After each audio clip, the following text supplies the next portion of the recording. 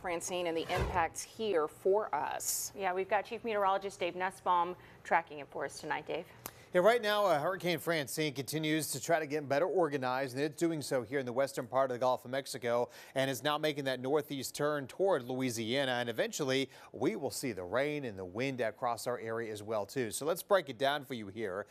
Taking a look right now, winds are sustained at 75. Pressure's down to 980 millibars. So that means when the pressure drops, it strengthens, right? And that's indeed what happened. That's why it's up to a hurricane moving northeast at 10. It's expected to get a little stronger tomorrow morning. Winds around 90 miles per hour here, just kind of off to the southeast to Galveston, and then about landfall 7 p.m. Wednesday. By this time, maybe a little sooner, winds at least of 90, potentially could be close to a Category 2 hurricane, which is 96 miles per hour as it works its way toward the central part of Louisiana coastline. Tracking inland here, weakening quickly down to a tropical depression by 7 p.m. Thursday. Stays west of Alabama, but we're going to be on the wet side of this system, so that means we're going to deal with the rain and some gusty winds, all that coming in across Alabama, starting late on Wednesday and continuing all the way through the Thursday time frame. So here's how it looks for us here. We are talking about, again, tropical storm watches and warnings, hurricane watches and warnings, all that going on. As you get closer to Mobile here now, we do actually have now tropical storm warnings in effect for the coastal areas of Alabama. So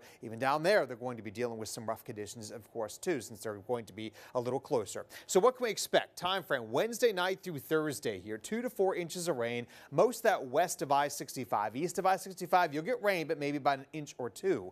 Flooding possible here, but with the drought conditions going on, it's going to limit how much rain we can see to flood. So that's good news. But the winds about sustained 15 to 25, gusting over 40 miles per hour possible, especially as we head into Thursday morning, and can't rule out a few tornadoes Thursday morning as well, too. So you see the rain totals the highest right along the Mississippi-Alabama border. They decrease the farther off to the east you go since you're going farther away from the center of circulation there. But check out these winds here. This is Thursday, 7 a.m. We're having winds of 40, 45 miles per hour gusts continuing on into lunchtime on Thursday for much of the area. Even a few 50 mile per hour gusts, maybe possibly for Hamilton and toward the Fayette area. Still breezy Thursday afternoon, but by Thursday evening, the system circulation center is going to be north of us. The winds will start dying down as we head into Friday morning, but still will be kind of windy out there across the area. Tornado threat again for much of Alabama. It is on the low side. Can't rule them out with any tropical system making landfall. Definitely something to watch out for. And you'll see here's how it plays out. As the system moves closer to coastline,